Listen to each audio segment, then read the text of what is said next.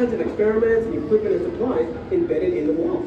Now, here's a look at how astronauts really get around on the ISS. Woo! Now that is pretty cool. That does look like fun. I'd like to try it, but I just had lunch. So. Yeah, me too. Ooh. But what about you guys? Anybody in the audience want to go up there and give it a try? Yes, You no? get stuck like this guy. No? Really? I got nobody? Nobody wants to try it? Hey, we'll get you all into space first. Well, folks, now that we have a general understanding of the space station, you can see that this is a fully functioning, self-supported environment. So that means that before we can get you training started on any mission-based experiments, we first need to understand the basics for survival. Abby, let's start with water. Ooh, okay, so the station can hold up to 530 gallons of water, which may not seem like a lot when there's a whole crew of 7 to 12 people on board. So this is why water is heavily filtered and recycled. This reduces the amount of water that needs to be brought up during any resupply missions. The water from your sweat, your breath condensation, and yes, even your urine is collected, filtered, and recycled to be consumed again. I know what you're thinking, guys. I see that look in your eye. It sounds really, really, really gross, right? But I can promise you that it's not really that bad. We're hearing it tastes a lot better than regular tap water. Mm-hmm. Now, another essential use for water on the station is to create oxygen. The majority of breathable oxygen on the station is created through a process called electrolysis. Now, we all know that water is made out of 2 hydrogen atoms and 1 oxygen atom, H2O. Electrolysis uses electricity to separate these water molecules. The oxygen is used to create the atmosphere in the station, and the hydrogen, since it is extremely flammable and potentially dangerous, is usually vented out into space where it can do no harm. All right, so we've covered water, we've covered oxygen. Now let's come to the third essential for survival. Food. Ooh. Now, great advances in food preparations have been made throughout the history of the space program. The menu is really diverse, and it still includes many of the dehydrated options that we think about during the old Apollo missions. But in today's world, food comes prepackaged, like nuts and granola, and also food that has been treated to kill microorganisms to extend their shelf life. The astronauts are really involved with the menu selection, and they work closely with the NASA Food Lab here at Johnson Space Center.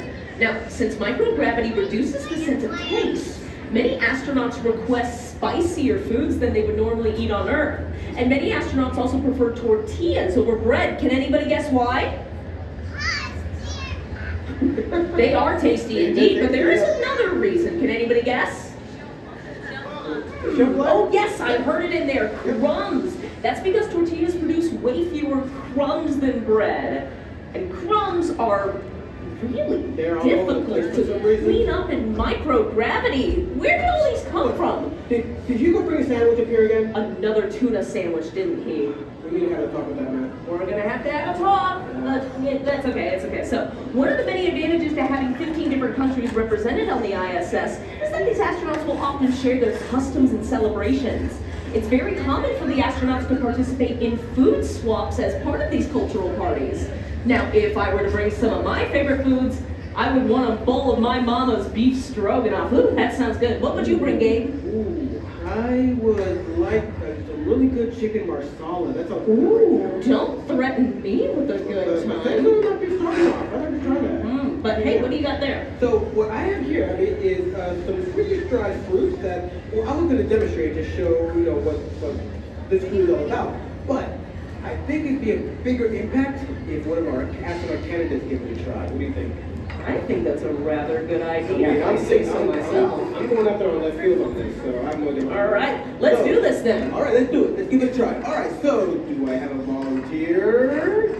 I think I'm seeing this guy right here. We're making eye contact. All right, go ahead and come on up. All right. All right, give our volunteer candidate a big round of applause. All right, here we go. All right, welcome. Go ahead and come on up. Hello. Hello. Hang on to the rails. We still have gravity up here. Hello. Go ahead and join my good friend Abby on the stage. Howdy. Now, first things first, folks. What's your name? Manish. Manish, where are you visiting from? India. Manish from India. Awesome. All right. Now, are you ready to try some apples? All right. I'm going to go ahead and open this bag up. Reach in there, grab a piece, give it a taste, and let us know what you think. He's tasting, chewing, tasting, and he says, it's nice. All right, it's nice. Okay, cool. Now, would you want this with you if you were going to the space station for 6 months? Yeah, okay, cool. Well, we say 6 months because That's how long you're going to stay on the space station. Now, if you were going to the station and you can only take one meal with you, one meal out of the entire world, what would it be? Pizza. All right, very good pizza. choice. I'm cool with that. Excellent. All right, awesome. Well, it's okay because you can tell those guys at the NASA Food Lab, you know what? I'm going to be in space for 6 months. Go ahead and throw some apples in there and make it some really good pizza while I'm up there as well. So you can let those guys know. And for being very brave to volunteer for this training session, I'm going to go ahead and you have the rest of that. You can share with your family and friends. Folks, another very loud round of applause for our volunteer astronauts. Goodbye! Goodbye! Goodbye, Manish! I'll never forget you! Goodbye! Yeah, sorry, this isn't a musical anyway. We'll move on. We'll move on. Now, one of the most interesting and, in my opinion, most important elements of the astronaut's diet are the vegetables that are grown on the station itself. Using a vegetable production system or a veggie box like this one, astronauts can grow up to 6 plants at a time. It's used to grow leafy green vegetables like lettuce, cabbage, and kale. Now, part of your training is that you're going to learn how to regulate the LED lighting of the space station, the temperature change, and the water distribution of the veggie box as well. And having a veggie box like this helps us here on the ground. It helps us to understand crop yields on Earth, also how to understand or control crops in a controlled environment, and of course produce food for future astronauts or future missions. And studies have also shown that growing plants on the ISS can actually improve an astronaut's happiness and well-being. Now, the astronaut's well-being, both psychological and physical, is both really, really important. Spending an extended amount of time in microgravity can take its effect on your body. That's right. The fluids in the body shift, blood pressure goes up, muscles weaken, and bones lose density and mass. For all of these reasons, exercise for astronauts is extremely important. So, because it's so important, part of your training will include 2 hours of exercise every single day. If you're wondering, holidays and weekends included? Yes, holidays and weekends. Easy enough, right? Yeah, but keep it on the down low, guys. Don't tell my boss I've been working out weekends. I haven't done mine in 2 months, but that's okay. Now, on Earth, many of our regular exercises like weightlifting and push-ups use gravity for resistance. And since gravity is pretty scarce up here, well, different forms of resistance have to be used. One example is this piece of exercise equipment over here. Yeah. Now, you can't just jump on and ride, you have to secure yourself into position. And Gabe is going to show you how that works. Yep. Wait, what?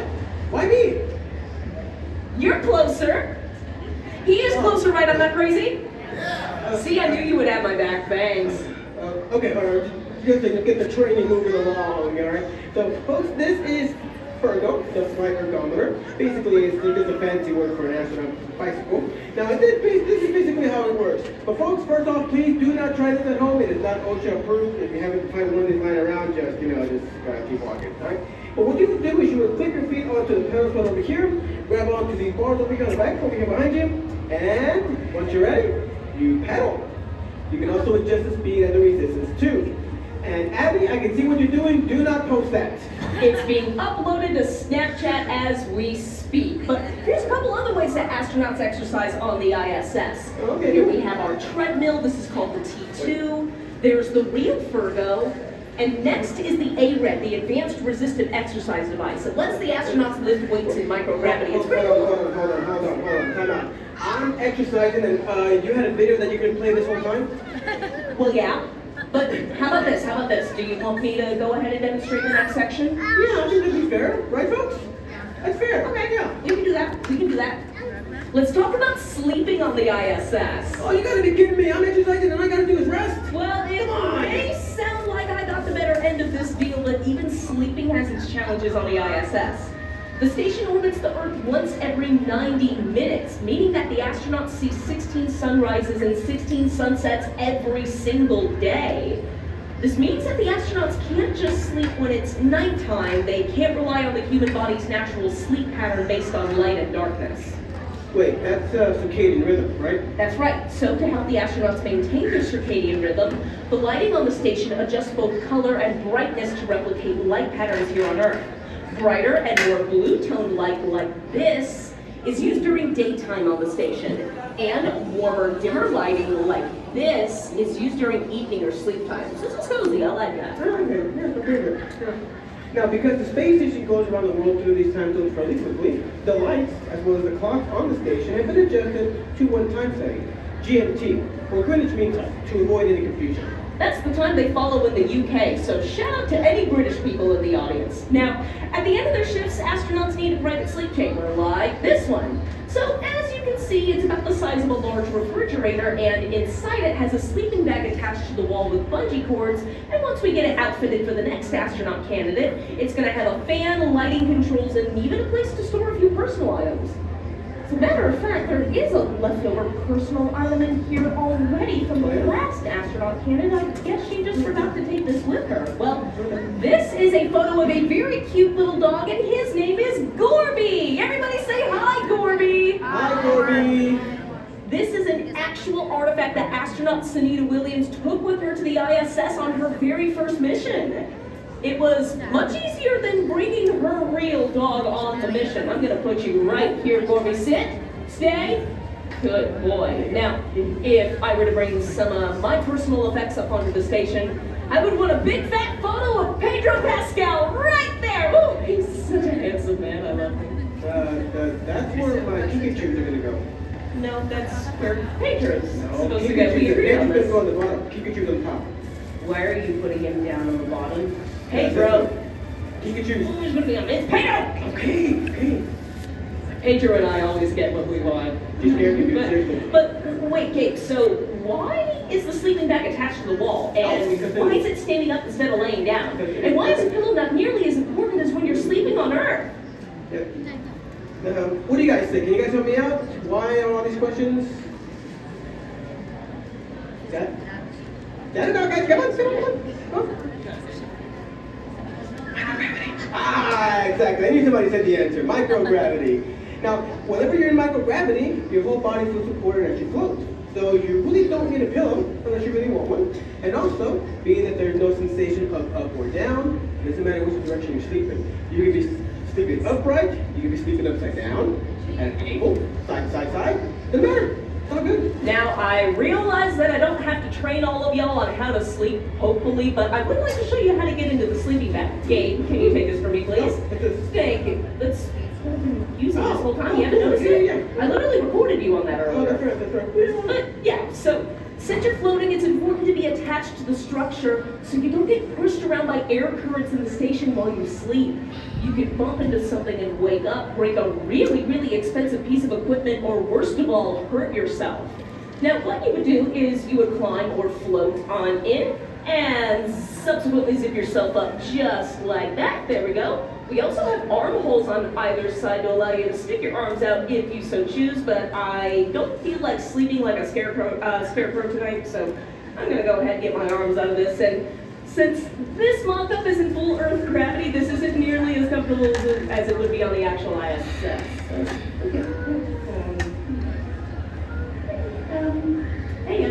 Hey Gabe. Think you can give me a hand? I think I'm a little stiff. Yeah. All right, I got you. Hold it, please. Oh, wait. I got you. Okay, wait, help! Ah, yeah. Revenge is essentially all. Wait. Now, one of the questions we get asked as astronaut trainers is, how do the astronauts go to the bathroom in space? Well, how do the astronauts go to the bathroom in space? The line is also parting is such sweet sorrow. You should probably brush up on your Shakespeare. I knew that, yeah. Now, being that the toilets here on Earth have water and gravity, two things in short to fly on the space station, a different system had to be created in our case. This is the WHC, the Waste and Hygiene Compartment. It is a much more complicated toilet than the ones that we have on Earth, I assure you. Now, the easiest way to remember whenever the system is ready to receive liquid waste, or number one, is that over here on the side, there's a panel with bays of light. Whenever you see the lights forming the letter V, and if you remember the phrase V to P, you're good to go. You're all set. V to P, that's pretty easy to remember. Now, there's a small valve on the side of this tube which controls a mild vacuum. Aw, you're willing to hold the pee hose for me. I really hope you wash your hands after this. Now, on the side of the pee hose, there's a small valve that controls a mild vacuum, and when it's time to go, the liquid waster number 1 will travel down this tube and get taken directly to the WRS, or water recovery system, where it's then treated and filtered and consumed throughout the entire station once again. How refreshing! Yeah, not too bad.